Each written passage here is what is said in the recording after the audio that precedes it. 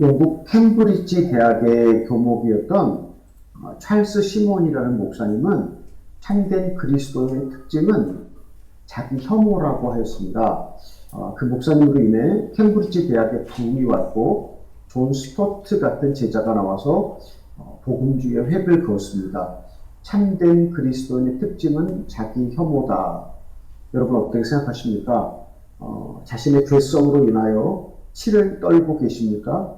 아니면 내가 왜? 라고 반문하십니까? 오늘 우리는 교회에서 하나님의 사랑, 하나님의 축복, 하나님의 약속에 대한 설교를 많이 듣습니다. 찬양도 하나님의 은혜나 축복에 대한 찬양을 많이 하고 주님만 믿으면 구원을 받는다는 기독교가 대세를 이루고 있습니다. 제발 믿어주고 교회 생활만 하면 된다. 그러나 죄를 회개해야 한다. 거듭나야 한다. 주님께 순종해야 한다. 자신을 부인하고 십자가를 지고 주님의 제자로서의 삶을 살아야 한다는 설교는 듣기가 쉽지 않습니다.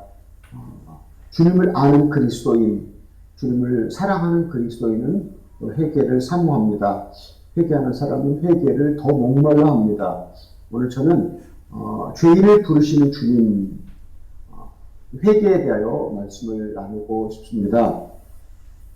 오늘 읽은 말씀을 보면 주님께서 중풍병자를 치료하시고 그의 죄를 용서하시는 모습을 보고 유대인들이 시비를 걸었습니다. 곧 그 자리를 떠나서 지나가시다가 세리인 마태가 길에서 세금 거두는 모습을 보시고 주님께서 나를 따르라고 세리 마태를 부르셨습니다. 그리고 그의 집에 가서 식사를 하셨습니다.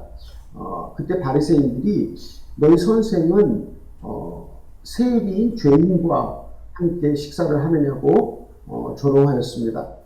그때 주님께서 이렇게 말씀하십니다. 건강한 사람에게는 의원이 필요 없고 병든 자에게 의사가 필요하듯이 나는 의인을 부르러 온 것이 아니라 죄인을 부르러 왔다고 말씀하셨습니다. 우리 주님은 자기가 죄인임을 깨닫고 죄인이라고 인정하는 사람에게 구원을 베푸시는 주님이십니다. 첫 번째로 회개는 주님의 명령입니다. 세례 요한의 첫 설교가 어떤 내용이었습니까? 주님의 첫 번째 설교가 어떤 내용이었습니까? 사도 베드로의 설교가 어떤 내용이었습니까? 혹시 기억하십니까? 회개하라 였습니다. 누가복음 24장 47절 말씀을 읽으면 역시 주님께서 승천하시기 전에 마지막 말씀도 그의 이름으로 회개가 전파될 것이라고 하셨습니다. 회개는 천국을 여는 열쇠입니다. 회개는 천국을 여는 열쇠입니다. 죄로 완전 타락되어 있는 자신을 보며 혐오를 느끼고 치를 떠는 사람에게만 구원이 의미가 있고 가치가 있습니다. 스스로 죄인이라고 인정하는 사람에게, 회개하는 사람에게는 주님께서 구원자가 되십니다. 스스로 죄인이라고 인정하는 사람에게 우리 주님은 길이 되시고 진리가 되시고 생명이 되십니다. 이것이 기독교의 시작입니다. 주님, 제가 죄인입니다 라고 진실로 고백할 때 그리스도의 보혈과 십자가의 죽음이 얼마나 고귀한지 그 가치를 깊이 알게 됩니다. 우리가 죄를 회개할 때 요한일서 1장 8절로 10절에 있는 말씀, 만일 우리가 우리 죄를 자백하면 그는 미쁘시고 의로우사 우리 죄를 사하시며 우리를 모든 불의에서 깨끗게 하실 것이오라고 하는 말씀이 얼마나 큰 능력인지 실감할 수 있습니다. 영국 청교도 운동의 대표적 지도자이고 웨스트민스터 회의에서 소요리 문답을 작성한 토마스 왓슨이라는 분은 회개라는 책에서 이렇게 썼습니다. 이 땅에서 성도에게 절대적으로 필요한 두 가지 은혜가 있다면 그것은 회개와 믿음이다. 이 둘은 성도가 하늘나라로 날아가는 필요한 두 날개이다 라고 말씀하셨습니다. 한 날개를 가지고 새가 공중을 날아갈 수는 없습니다. 마찬가지로 회개나 믿음 둘 중에 하나만으로 천국에 들어가는 것이 아니므로 천국에 가려면 반드시 예수님을 구주로 믿고 죄를 회개하여야 합니다. 주님께서 죄를 깨닫게 하시고 성령께서 역사하는 사람만 참된 회개를 합니다. 우리 찬양마을교회 성도님들, 전 세계 교회 교인들이 싫어하는 설교가 세 가지가 있다고 합니다. 혹시 아십니까?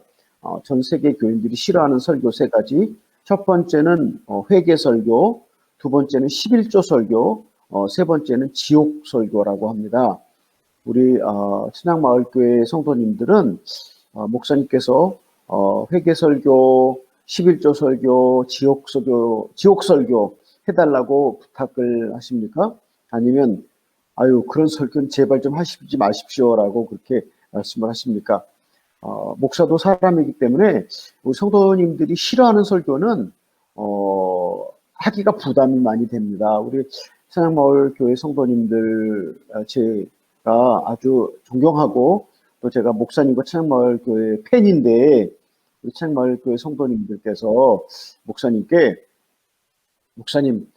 회개 설교, 지옥 설교, 11조 설교 해주셔서 우리 영혼을 깨워주십시오. 자주 이런 설교 해주십시오라고 부탁하시는 여러분이 되시기를 예수님의 이름으로 축복합니다. 마태복음 13장 44절로 45절 말씀을 읽어보면 어떤 사람이 밭에 감춰진 보물을 발견하고 자기 모든 것을 다 팔아서 그 밭을 샀다고 성경이 말합니다. 또 어떤 상인이 값진 진주 하나를 만남에 자기 소유를 다 팔아서 그 진주 하나를 샀다고 그렇게 이야기하고 있습니다. 우리 사랑하는 찬양마을교회 성도님들께서 여러분들의 모든 것을 다 팔아서 주님을 소유하시기를 예수님의 이름으로 축복합니다. 온전한 구원을 위하여 여러분의 가장 중요한 목숨과 바꾸는 성도들이 되시기를 바랍니다. 우리가 아마존에서 왜 지금까지 우리 형제들과 함께 살고 있는지 혹시 여러분 아십니까? 아마존의 정말 그 놀라운 비경 때문에 아니면은 오래 아마존에 머물면서 아마존에 아방궁을 꾸며놓고 있어서 아마존에 계속 머물고 있다고 생각하시는지요? 전혀 아닙니다. 지금도 매일 아마존에서 도망가고 싶습니다. 그런데 왜 아직까지 아마존에서 머무르고 있는가? 이곳이 아마존이 우리가 모든 것을 다 팔아서 주님을 소유하기에 가장 좋은 장소이기 때문에 우리는 아마존에 아직 있습니다. 전에 한국에 이런 동요가 있었습니다. 우리의 소원은 통일, 꿈에도 소원은 통일, 이정성 다해서 통일을 이루자. 근데 저는 이 가사를 좀 바꾸어서 이렇게 우리가 노래를 부르면 어떨까? 우리의 소원은 회개, 꿈에도 소원은 회개, 이정성 다해서 회개, 회개를 하고 싶습니다. 회개의 영이여 제게 오시옵소서. 제 안에 회개를 이루어 주십시오라고 이렇게 회개를 사모하고 회개의 영을 구하면 어떻겠습니까? 한국에는 일천번제라는 헌금이 있더라고요. 제가 우리 성도님들께 이런 제안을 하나 하고 싶습니다. 다른 목적이 아닌 아무 다른 목적이 아닌 오직 회개를 위해서 1000번제 헌금을 한번 드려보면 어떻겠습니까? 1000번제 헌금을 하면서 오직 회개만을 구했는데 그래도 나는 회개가 안 된다. 그러신 분 혹시 계시면 1000번제 헌금을 하고 난 다음에 저한테 말씀하시면 제가 100% 환불해 드리겠습니다. 어떻습니까? 한번 해볼 의향이 있으신지 우리 성도님들께 제가 질문하고 도전하겠습니다. 회개하기를 기뻐하는 성도는 회개를 사모합니다. 목사님께서 회개하라고 설교할 때 그 설교를 기쁘게 듣습니다. 그런데 거듭나지 않은 교인은 회개하라는 말씀을 들을 때 짜증을 냅니다. 그리고 회개하라는 설교를 들을 때 그런 설교 안 하는 교회를 옮겨갑니다. 사랑하는 찬양마을 교회 성도 여러분, 무엇이 우리를 회개로 인도하는가? 말씀과 성령이 우리를 회개로 인도합니다. 말씀을 들을 때 회개합니다. 죄를 깨달을 수 있습니다. 성령께서 우리에게 죄를 보여주실 때, 우리 영의 눈을 열어주실 때 우리가 회개할 수 있습니다. 회개하도록 우리를 인도하시는 성령께서 우리에게 역사하시는 증거입니다. 주님과 동행하는 사람의 특징은 이 땅에서 돈 잘 벌고 건강하고 자녀들 잘 되고 이 땅에서 잘 나가는 사람이라고 교회가 가르쳐 왔습니다. 또 목사들도 그런 사람들을 교회에 세워서 간증을 시키면서 주님과 동행하는 것이 이런 것이라고 세상 가치관으로 교회를 인도하였습니다. 그런데 주님과 동행하는 사람의 진짜 특징은 회개를 사모하고 회개를 목말라 하는 사람입니다. 아멘입니까? 맞습니까? 예. 예. 사실 회개의 필요성을 느끼는 사람은 이미 회개를 시작한 사람입니다. 회개의 필요성을 느끼지 못한 사람은 죄의 종으로 아주 멀리 주님과 멀어져 있는 사람입니다. 여기에서 언급한 토마스 왓슨이라고 하는 분은 회개라는 책에서 참다운 회개의 과정을 6개로 소개합니다. 죄를 발견하는 것, 죄를 슬퍼하는 것, 죄를 고백하는 것, 죄를 부끄러워하는 것, 죄를 미워하는 것, 죄에서 돌이키는 것이다 라고 그렇게 이야기합니다. 만일 이 하나라도 빠진다면 회개의 효능을 잃어버리게 된다라고 그렇게 이야기를 합니다. 그러면 우리가 무엇을 회개할 것인가? 무엇을 회개할 것인가? 내가 평생 우상으로 섬기는 내가 내 인생의 주인이다라고 생각하면서 평생 우상으로 섬기는 내 자존심, 내가 사랑하는 물질, 내가 흠모하는 명예, 내가 가장 중요하다고 생각하는 내 건강, 우리 자녀들, 자기 사랑, 자기 의, 허영과 음란과 게으름, 질투와 분노와 인정받고 싶은 욕구, 하나님보다 더 사랑하는 세상 것들, 이 모든 것들을 또 악한 습관들을 우리가 회개하여야 합니다. 주님 제게 회개할 것들을 보여주십시오. 간곡하게 회개할 것들을 계시하여 주시기를 구하시기 바랍니다. 주님 우리가 회개를 구할 때 아주 기뻐하십니다. 다른 어떤 기도보다 기뻐하시면서 우리의 기도에 응답해 주십니다. 왜냐하면 우리를 부르신 목적이 이 땅에서 행복하게 살게 함이 아니라 우리를 부르신 목적이 거룩하게 우리를 성화되도록 부르셨기 때문에 하나님은 우리가 회개 기도를 구할 때 아주 기뻐하십니다. 진짜로 우리가 회개하면 총체적인 의식의 변화가 일어납니다. 지정의가 변하게 됩니다. 회개는 하나님이 일으키시는 것이고 그러면 내 세계관, 내 관점의 변화가 일어납니다. 그런데 누가 회개하느냐? 거듭난 사람이 회개를 합니다. 제가 중학교 시절에 친척 형과 함께 자취를 하면서 공부를 하였습니다. 그런데 그 시절에 제가 성추행들을 당했습니다. 고통스럽고 부끄러운 기억이고 과거여서 제 깊은 속에 들어 있었는데 얼마 전에 제가 아는 지인의 아들이 성추행을 해서 16년형을 받았다는 그런 이야기를 제가 들으면서 제 아픈 청소년 시절의 기억들이 이렇게 떠올라왔습니다. 아주 고통스러웠습니다. 왜냐하면 제가 아주 미워하고 증오하였던 것들이 속에서 이렇게 일어났습니다. 그래서 제가 그것들을 회개했습니다. 이 회개는 아주 몹시 고통스럽고 힘들었는데 제 마음의 깊은 상처 속으로 들어가서 내가 그들을 얼마나 미워하고 증오했는지 그것들을 회개하면서 그리고 그들을 용서하고 축복하면서 주님께서 저를 치유하여 주셨습니다. 그래서 제가 우리 찬양마을 성도교회 성도님들 앞에서 이렇게 간증을 하고 있는 것입니다. 숨겨진 은밀한 죄를 발견하고 고백하고 부끄러워하고 미워하고 돌이킴 가운데 우리는 완전한 빛으로 걸어 나올 수 있고 그 상처로부터 그 아픈 기억으로부터 치유될 수가 있습니다. 어떻습니까? 회개가 우리 성도님들의 삶 속에 있으십니까? 회개의 눈물이 늘 여러분의 눈을 맑게 해주고 계십니까? 주님께서 함께 하시는 증거입니다. 만일 회개가 사라진 지 오래라면 여러분 주님이 떠났다고 하는 것입니다. 회개를 구하십시오. 간절히 회개의 영을 구하시기를 바랍니다. 회개는 주님의 명령입니다. 우리가 그 명령을 순종하면 주님께 더 가까이 가고 주님을 사랑하고 주님의 안에 머무를 수 있습니다. 그리고 더 풍성한 삶이 우리에게 제공됩니다. 두 번째는 참 회개를 하자라고 말씀을 드리겠습니다. 참 회개를 하자 그러면 성도님들 가운데 그럼 가짜 회개도 있나라고 그렇게 질문하실 수 있는데 예, 회개에 참 회개가 있고 가짜 회개가 있습니다.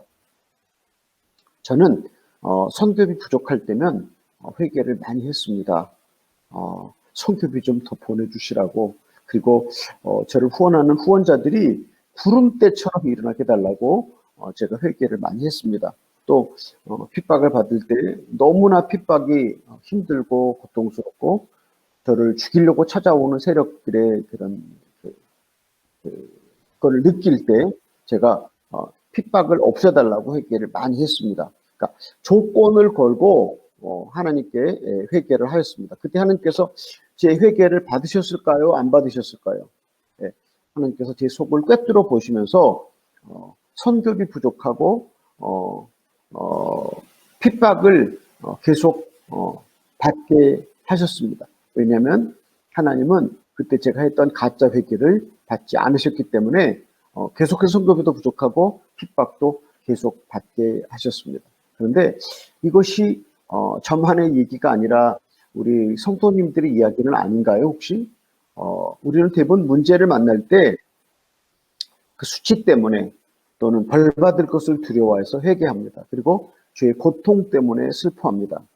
근데 이런 가짜 회개는 저와 우리 성도님들만의 얘기가 아니라 이스라엘 백성들도 그렇게 회개하였다고 성경이 지적을 합니다. 시편 78편 34절로 37절 말씀입니다.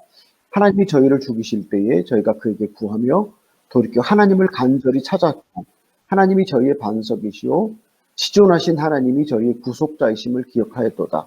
그러나 저희가 입으로 그에게 아첨하며 자기 혀로 그에게 거짓을 말하였으니 이는 하나님께 향하는 저희 마음이 정함이 없으며 그의 언약에 성실치 아니하였음이로다. 네. 이스라엘 백성들이 광야에서 이런 회개를 하였다고 고발하고 있습니다. 하나님이 저희를 죽이시려고 할 때 그 문제 해결을 위해서 하나님을 간절히 찾았고 하나님이 저희 반석이시고 지존하신 하나님이심을 기억했다. 그러나 저희가 자기 입으로 아첨하며 자기 혀로 거짓을 말했다. 제가 부끄럽게 고백했듯이 성교비 부족하고 핍박을 받을 때 회개했는데 그냥 다만 회개하는 신용을 하고 하나님 살려달라고 하는 곧 하나님을 이용하려고 하나님을 수단으로 이용하려고 있다고 하는 것입니다. 그러니까 내가 변화될 의지가 없었고 하나님께 도움만 받고 싶어서 회개라는 방법을 이용했다라고 하는 그런 것입니다. 그러면 반면 진실한 회개는 어떤 것인가? 진실한 회개는 나를 이토록 사랑하시는 하나님을 슬프게 하였다는 하나님께 손해를 끼쳤다는 것을 아파합니다. 그러니까 가짜 회개는 악어의 눈물을 흘리며 억울하고 원통함을 가슴에 품고 눈물을 쏟아냅니다. 문제 해결을 바라고 회개를 합니다. 참 회개는 전인격적인 변화를 구하며 가슴을 찢는 것입니다. 참 회개는 전인격적인 변화를 구하며 가슴을 찢는 것입니다. 그리고 회개는 도매금으로 하는 것이 아니라 구체적으로 고백하며 나를 변화시켜 주실 것을, 내 전인격을 변화시켜 주실 것을 회개하는 것입니다. 우리 성도님들 야곱의 인생을 아마 잘 아실 것입니다. 야곱의 이름이 속이는 자라는 이름 아니었습니까? 그는 형을 속이고 아버지를 속이고 그리고 그 형이 야곱을 죽이려고 한다는 얘기를 듣고 이렇게 삼촌에게 도망가지 않습니까? 그래서 또 삼촌의 집에 가서 그 야곱보다 더 강적인 라반을 만나서 속이고 속임을 당하고 근데 결국에는 이제 라반의 재산을 많이 이제 훔쳐서 이제 형에게 돌아가는데 그 이야기를 들으니까 형이 400명의 군인을 데리고 야곱을 추격해 온다라는 이야기를 듣지 않습니까? 그때 야곱은 또 그 기가 막힌 지혜를 내서 선물을 준비하고 또 선물을 준비하고 가장 사랑하지 않는 아내부터 이렇게 팀을 나눠서 먼저 보내고 야곱은 맨 나중에 야복 강가에 강을 아직 건너지 않은 채로 남아있지 않았습니까? 근데 그날 저녁에 야곱은 과연 하나님께 어떤 기도를 했을까? 성경에 보면 야곱이 하나님과 씨름했다고 나오지 않습니까? 근데 야곱은 그날 무슨 기도를 했을까? 우리가 늘 어려움을 만나고 고통을 만나면 제가 말씀드렸잖아요. 가짜 회개를 한다고 하나님 이번 살려주시라고 그리고 이런 거 잘못했다고 고백하는 가짜 회개를 하는데 야곱이 그날 저녁에 하나님 우리 형으로부터 제 목숨을 구원해 주십시오. 이번 한 번만 봐주십시오라고 그런 회개를 했을까 아니면 안 했을까. 그런데 제가 추측해 볼 수 있습니다. 야곱이 만일에 우리가 늘 즐겨하는 가짜 회개, 하나님 이번만 구해 주십시오라고 이런 거 잘못했습니다라고 가짜 회개를 하고 형이 야곱을 용서하고 지나갔다면 야곱은 계속해서 자기 이름 속이는 자처럼 인생을 그렇게 살았을 것입니다. 그런데 야곱이 그날 저녁 야복 강가에서 그 천사와 씨름했다는 그 사건 이후에 야곱은 다시는 범죄하지 아니하고 히브리서 말씀을 보면 그가 지팡이에 의지하여 하나님을 경배했더라라고 말씀이 나오고 있습니다. 그러니까 그날 저녁에 야복 강가에서 그 기도는 한 번만 살려주십시오. 형으로부터 내 목숨이 보존되게 해주십시오라고 기도한 것이 아니라 하나님 제가 지금까지 제 지혜와 제 약삭 빠른 머리로 내 인생을 내가 살았습니다. 이제 더 이상 제가 제 지혜와 제 꾀로 살지 않겠습니다. 하나님 제가 회개합니다. 더 이상 제 본성으로 살지 않겠습니다. 하나님 제 본성을 이제 꺾어서 당신께 드립니다. 라고 야곱의 온전한 회개, 자기 일생 전체를 함께 회개한 기도 가운데 하나님 저를 형으로부터 살려주셔도 좋고 살려주시지 않아도 좋습니다. 제가 진심으로 회개합니다라고는 자기 인생 전체를 변화하게 해달라고 하는 그런 자기 본성을 꺾는 기도를 하였을 것이다. 그래서 우리가 성경을 보면 말하지 않습니까? 너가 나를 이겼다. 우리가 하나님을 이길 수 있는 방법이 있겠습니까? 우리가 어떻게 하나님을 이길 수 있겠습니까? 그런데 야곱이 자기 본성을 꺾는 그런 기도를 했을 때 너가 나를 이겼다라고 말씀하시면서 야곱의 환도뼈가 부러지고 그리고 형이 용서했던 것을 우리가 확인할 수 있습니다. 아빌라의 성녀라고 하는 테레사 성녀가 이런 얘기를 했습니다. 우리가 하나님을 꼼짝 못하게 하는 한 가지가 있는데 그것은 바로 겸손이다. 하나님을 꼼짝 못하게 하는 것, 그것이 바로 우리 겸손이다. 진실로 회개하는 사람은 겸손합니다. 겸손은 하나님을 꼼짝 못하도록 한다라고 그렇게 우리가 이해할 수가 있습니다. 왜 그렇겠습니까? 겸손은 모든 곳의 근본이기 때문입니다. 마태복음 5장에 시작할 때 보면 팔복이라고 나오지 않습니까?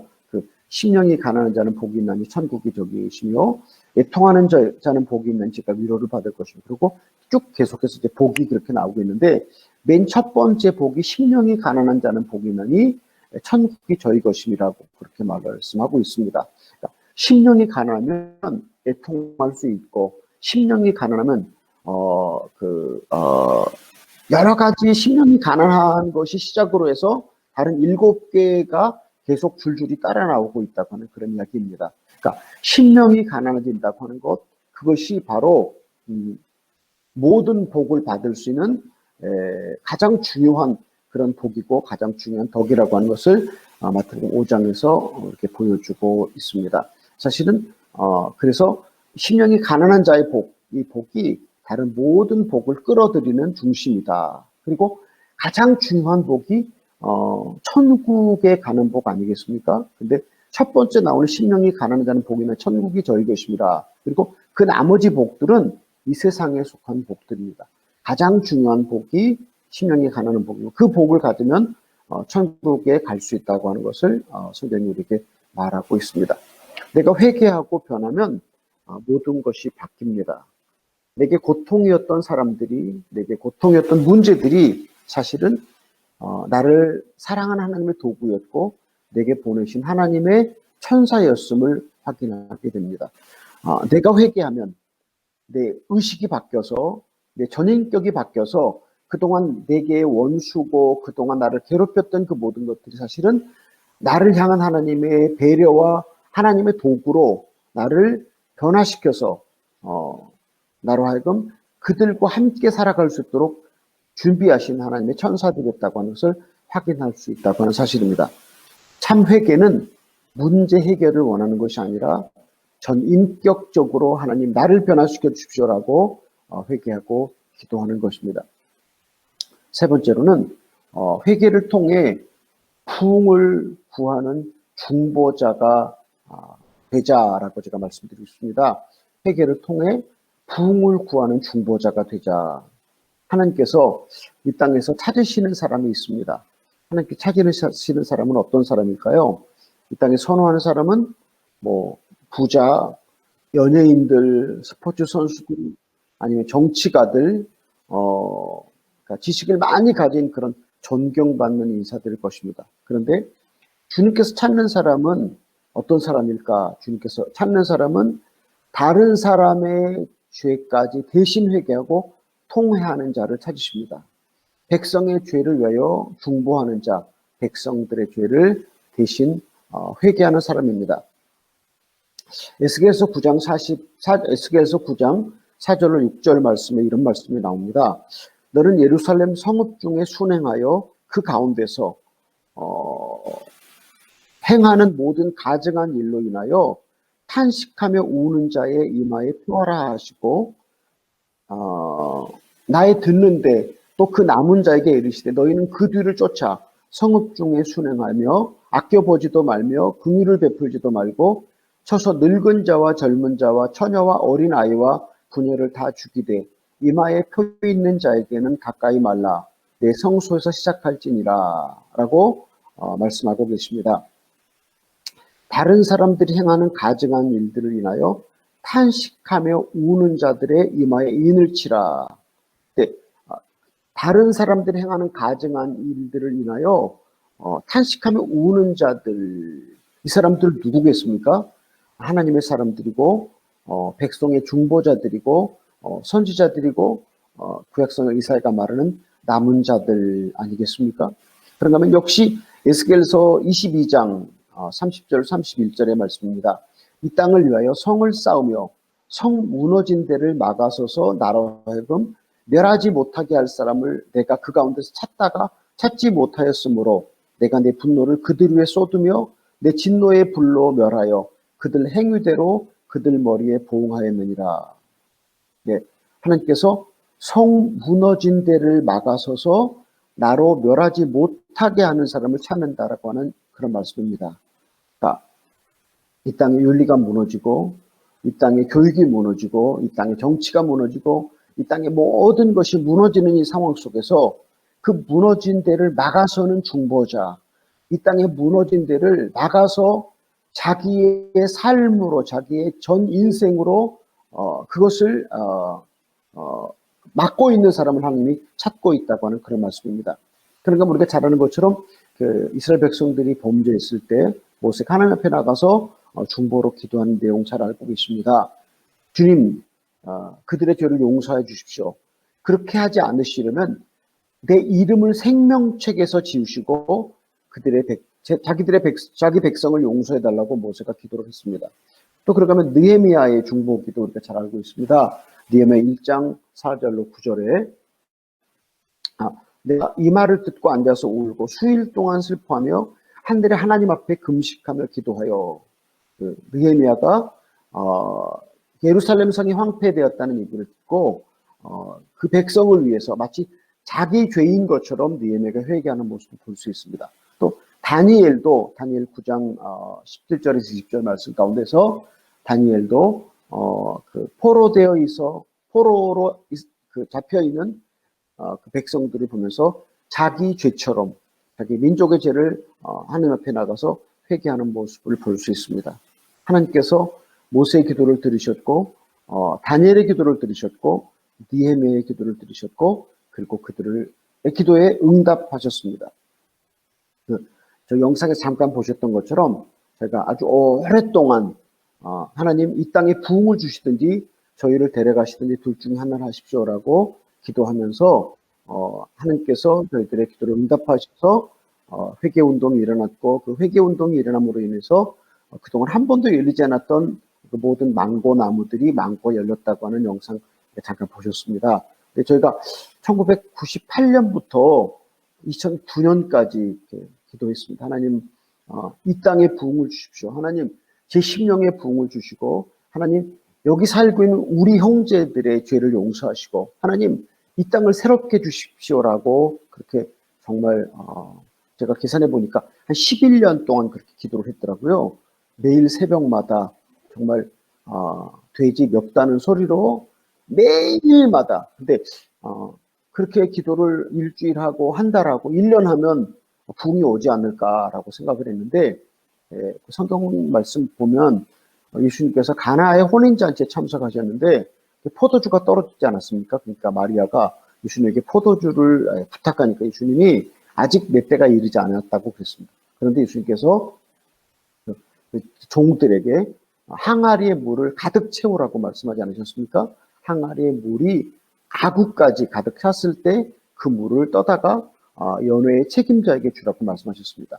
그러니까 우리가 하나님 우리 백성들의 죄를 용서해 주십시오. 하나님 이 백성들의 죄를 사해 주십시오라고 기도할 때 그것이 일주일, 한 달, 1년, 10년 그러나 그럼에도 불구하고 기도하고 또 기도하고 하나님의 뜻이 이루어질 때까지 하나님께서 우리에게 주고 싶어 하시는 하나님께서 그토록 주고 싶으 하시는 그 부흥이 내 마음속에서 일어나고 가정에서 일어나고 교회에서 일어나고 서울에서 일어나고 경기도에서 일어나고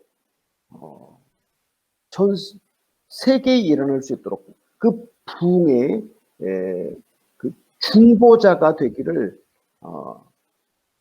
부흥의 중보자가 되기를 사모하는 여러분이 되시길 예수님의 이름으로 축복합니다. 우리가 회개하면 하나님께서 우리 심령에 부흥을 주십니다. 우리가 원하는 부흥, 우리 가정의 부흥, 교회의 부흥, 또 우리 지역의 부흥이 오지 않을지라도 하나님 제가 다른 사람들의 죄를 위해서 회개하고 제가 부흥을 꿈꾸는 중보자가 되고 싶습니다. 하나님 저를 부흥의 불씨로 사용해 주시옵소서. 하나님 제가 저를 사람들의 죄를 인해서 탄식하며 우는 자, 성 무너진 데를 막아서는 자가 되게 해주십시오. 하나님 제가 회개합니다. 하나님 우리 민족의 죄를 회개합니다. 하나님 제가 부흥을 꿈꿉니다. 하나님 저를 이 사역에 사용해 주시옵소서라고 기도하는 여러분이 되시길 예수님의 이름으로 축복합니다. 우리가 이 땅에서 할 수 있는 기도가 많이 있습니다. 이 땅에서 뭐 여러 가지 기도를 많이 할 수 있는데 그러나 하나님의 마음을 시원하게 해드릴 수 있는 기도가 있다면 그것이 무엇일까? 하나님 저를 부흥의 불씨로 사용하여 주시옵소서. 하나님 저를 회개케 하시고 부흥을 꿈꾸는 중보자가 되게 해주십시오. 라고 그렇게 기도하셔서 하나님 마음을 시원하게 해드리는 성도님들 되시기를 예수님의 이름으로 축복합니다. 우리가 함께 불렀던 찬양 이 땅의 황무함을 보소서 하늘의 하나님 긍휼을 베푸시는 주여 우리의 죄악 용서하소서 이 땅 고쳐주소서 이제 우리 모두 하나 돼 이 땅에 무너진 기초를 다시 쌓을 때 우리의 우상들을 태우실 성령의 불 임하소서 부흥의 불길 타오르게 하소서 진리의 말씀 이 땅 새롭게 하소서 은혜의 강물 흐르게 하소서 성령의 바람 이제 불어와 오 주의 영광 가득한 새날 주소서 오 주님 나라 이 땅에 임하소서 참으로 회개하고 우리 민족을 위한 중보자가 되고 부흥을 꿈꾸는 그런 간절한 마음이 우리 성도님들에게 채워지기를 예수님의 이름으로 축복합니다. 하나님께서 모세와 느헤미야와 다니엘과 그리고 또 아마존에서 저의 기도를 들으시고 회개운동을 허락하셨고 부흥을 허락하셨습니다. 지금도 하나님께서 찾는 사람이 누군가 누가 하나님께 쓰임을 받을 것인가 누가 하나님께 쓰임을 받을 것인가 부흥을 꿈꾸며 중보자가 되어서 모세처럼 느헤미야처럼 다니엘처럼 기도하시는 여러분 되시기를 예수님의 이름으로 축복합니다. 회개를 많이 하고 주님과 연합한 사람은 자기를 위해서 기도할 거리가 하나도 없습니다. 그러나 다른 사람들을 위해서 기도할 거리는 천지로 많이 발견하게 됩니다. 여러분의 인생 속에서 가장 중요한 기도, 여러분 인생에서 꼭 한 번 하고 그리고 그 기도가 응답되는 것을 확인하고 주님께 가시는 여러분 되시길 바랍니다. 네, 여러분이 부흥의 주역이 되시기를 바랍니다. 찬양마을교회가 부흥의 중심에 서기를 예수님 이름으로 축복합니다. 네 번째로 회개의 열매는 상한 마음을 소유하는 것이고 성령의 열매를 맺게 합니다. 회개의 열매는 상한 마음을 소유하는 것이고 성령의 열매를 맺게 하십니다. 진실로 우리가 회개하면 합당한 열매를 맺게 되는데 그 진실로 우리가 회개하면 우리 삶의 총적인 태도와 의식의 변화가 있습니다. 이것은 바로 우리 심령 속에 상한 마음을 허락하여 주십니다. 내가 죄인이라는 인식이 깊을수록 우리는 주님을 더 깊이 만나게 됩니다. 그런데 우리는 오랫동안 교회에서 신앙생활을 하면서 내가 죄인이라고 학습이 되어져서 죄인이라고 막연하게 생각을 하고 있습니다. 그래서 기도할 때 죽을 수밖에 없는 주인을 살려주신 주님 감사합니다라고 기도를 합니다. 그런데 이 죄인이라는 마음이 왔다가 갔다가 합니다. 그래서 어떤 때는 죄인인 것 같기도 한데 어떤 때는 완전 의인이라고 우리가 고개를 쳐들지 않습니까? 근데 사도 바울이 25년 동안 이렇게 선교사역을 했다고 합니다. 그리고 사도 바울이 그 로마의 감옥에 갇혀서 디모데 전서를 썼는데 그 디모데전서 1장 15절에 사도 바울이 이렇게 고백을 합니다. 미쁘다 모든 사람이 받을 만한 이 말이요 그리스도 예수께서 죄인을 구원하시려고 세상에 임하셨도다. 내가 죄인 중에 괴수로다. 그는 왜 이렇게 고백했을까요? 주님을 더 깊이 알면 알수록 주님의 빛이 많이 비출수록 내가 죄인이라는 것을 더 깊이 알게 되기 때문입니다. 저는 아마존에서 선교사로 사역하면서 제가 죄인인 줄 알았지만 제가 주님을 살해한 죄인이라고 하는 사실은 제가 잘 몰랐습니다. 제가 아내를 먼저 보내고 난 다음에 내가 그동안 얼마나 악하게 살았는지 발견하게 되었습니다. 내 이웃을 내 몸처럼 사랑하라고 했는데 아내가 가장 가까운 이웃인데 저는 아내의 고통에는 별로 상관 안 하고 살았습니다. 그리고 아마존 인디오 형제들이 내 이웃이고 그래서 내가 그들을 위해서 모든 것을 바쳤습니다. 그런데 제가 아내가 떠나고 난 다음에 나는 거짓말쟁이였고 완전 사기꾼이었구나라고 하는 것을 발견했습니다. 왜냐하면 가장 가까이 있는 아내도 사랑하지 않으면서 뭐 누구를 사랑한다는 것이 얼마나 우습고 얼마나 사기꾼 거 아니겠습니까? 근데 제 아내가 살았을 때 제가 제 아내를 되게 사랑한다고 생각했습니다. 그래서 제 아내가 되게 꽃을 좋아했기 때문에 제가 늘 꽃을 보내주고 꽃을 심어주고 그렇게 제가 제 아내를 아주 사랑한다고 생각을 했는데 제가 제 아내가 떠나고 난 다음에 내가 아내를 사랑했던 것은 내 필요를 위해서 아내를 이용한 이기적인 사람인 것을 제가 발견할 수 있었습니다. 그래서 결국 나는 아내를 한 번도 사랑한 적이 없고 다만 내 필요를 위해서 아내를 이용했구나라고 하는 사실을 발견하면서 사실은 그래서 결국 아내가 일찍 죽게 하였다는 충격에 빠지게 됐습니다. 그 후에 제가 생각해 보니까 사랑한다는 것은 내가 좋아해주고 내 필요를 위해서 이용해 먹는 것이 아니라 그 사람의 마음에서 그 사람의 고통을 함께 나눠주고 그 사람의 마음을 함께 공유하는 것인데 저는 그렇지 않았던 것을 발견할 수 있었습니다. 그래서 제 아내는 선교사로서 아내로서 엄마로서 또 한 여인으로서 홀로 인생의 짐을 지고 살다가 병을 얻어서 일찍 죽을 수밖에 없었구나라고 생각하면서 야 나는 참 죄인이구나. 내 죄 때문에 주님께서 죽으셨고 내가 죽어야 할 자리에 주님이 대신 죽으셨구나. 그리고 또 나의 무지함으로 나의 사랑 없음으로 나의 이기적인 것으로 아내가 먼저 죽었구나라고 하는 사실을 제가 발견하게 됐습니다. 그래서 제가 말씀드렸잖아요. 전에는 죄인이라는 마음이 왔다가 갔다가 했는데 제 아내가 떠나고 난 다음에 야, 내가 진짜 죄인이구나라고 하는 그런 마음이 제 마음속에 들어왔습니다. 시편 51편 16절 17절 말씀 잘 아시죠? 주께서는 제사를 기뻐하지 아니하시나니 그렇지 아니하면 내가 드렸을 것이라. 주는 번제를 기뻐하지 아니하시나이다. 하나님께서 구하시는 제사는 상한 심령이라. 하나님이여 상하고 통회하는 심령을 주께서 멸시치 아니하시리이다. 성경 여러 곳에서 상한 마음이 주님을 기쁘시게 한다고 말합니다. 주님, 제가 죄인입니다. 제가 악한 죄인입니다. 이 마음이 상한 마음입니다. 나다넬 호돈이라고 하는 작가가 쓴 주홍글씨라는 책에 보면 가늠한 여인이 빨간 글씨로 주홍글씨를 가슴에 달고 다녔습니다. 근데 우리 심령 속에 내가 정말 악한 죄인이라고 하는 사도 바울이 고백했던 내가 죄인 중에 괴수로다.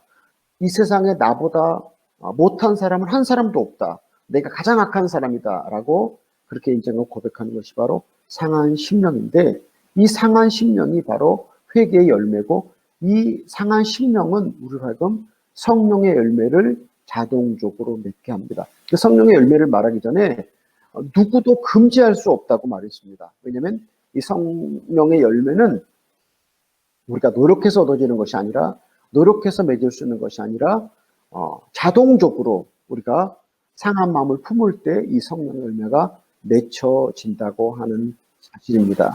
우리가 평생 상한 마음을 소유하고 산다고 하는 것은 사실은 다이아몬드 광산을 소유한 것보다 더 크고 놀라운 영적인 재산을 우리 마음속에 소유하게 됩니다. 죄를 회개하는 회개의 열매는 상한 마음이고 상한 마음은 성령의 열매를 맺게 한다라고 그렇게 말씀을 드렸습니다. 이제 제가 설교를 마치려고 합니다. 회개는 주님의 명령입니다. 회개하면 구원을 받습니다. 참 회개는 전 인격적인 변화를 구하며 추구하는 것입니다. 하나님은 지금도 다른 사람들의 죄를 대신해서 회개하고 중보하고 이 땅에 부흥을 허락하시고자 그 부흥을 꿈꾸며 중보하는 사람을 찾고 계십니다. 아무쪼록 상한 마음을 통해서 성령의 풍성한 열매를 맺어서 주님을 기쁘시게 하는 찬양마을교회 성도님들이 되시기를 예수님의 이름으로 축복합니다. 혹시 이 찬송도 있고 이 성경 구절이 되게 우리가 사랑하는 성경 구절 스바냐 3장 17절 말씀 아마 아실 것입니다. 너의 하나님 여호와가 너의 가운데 계시니 그는 구원을 베푸실 전능자시라. 그거 너가 너로 인하여 기쁨을 이기지 못하여 하시며 너를 잠잠히 사랑하시며 너로 인하여 즐거이 부르며 기뻐하시리라. 네, 하나님이 나를 이렇게 사랑해 주시기를 간절히 바랍니다. 하나님이 나를 너무 사랑하셔서 기쁨을 이기지 못하시고 나를 잠잠히 사랑하시고 나를 인하여 즐거이 불러주시는 그 대상이 내가 되기를 바라는데 언제 우리가 이런 대상이 되느냐? 언제 우리가 이런 대상이 되느냐? 우리가 회개하면 우리가 상한 심령을 갖고 주님 앞에서는 하나님이 나를 향해서 당신의 사랑으로 인해서 기쁨을 이기지 못하시고 우리를 잠잠히 사랑하시며 우리를 인하여 즐거이 부르며 기뻐하시는 것을 우리가 확인할 수 있습니다. 아무쪼록 우리 사랑하는 찬양마을교회 성도님 여러분, 날마다 회개를 사모하고 날마다 회개를 구하고 제 소원은 회개입니다. 하나님, 제가 회개하고 싶습니다. 참으로 주님, 제가 상한 마음을 갖고 싶습니다. 하나님, 제가 다른 사람들의 죄를 대신하여서 회개하고 부흥을 꿈꾸는 중보자가 되기를 원합니다. 그래서 주님을 기쁘시게 해드리는, 주님과 동행하는 성도님들 되시기를 예수님의 이름으로 축복합니다. 감사합니다. 기도하겠습니다. 하나님 아버지, 감사하고 주님을 찬양합니다. 우리 찬양마을교회 성도님 여러분이 참으로 뜨겁게 주님을 사랑하는 당신의 종들이고, 우리 또 목사님께서 특별히 주님을 사랑하는 하나님의 종입니다. 하나님, 제가 나눴던 이 말씀들이 우리 성도님들 심령 가운데 깊이 새겨져서 평생 회개를 사모하고 회개를 구하며 상한 마음으로 주님과 동행하는 삶을 살게 하여 주시옵소서. 우리의 죄뿐만 아니라 우리 민족의 죄를 지고 주님 앞에 나가서 회개하며 부흥을 꿈꾸며 중보하는 당신의 종들로 주님께서 사용하시고 축복하여 주시옵소서. 예수님의 이름으로 기도하옵나이다. 아멘.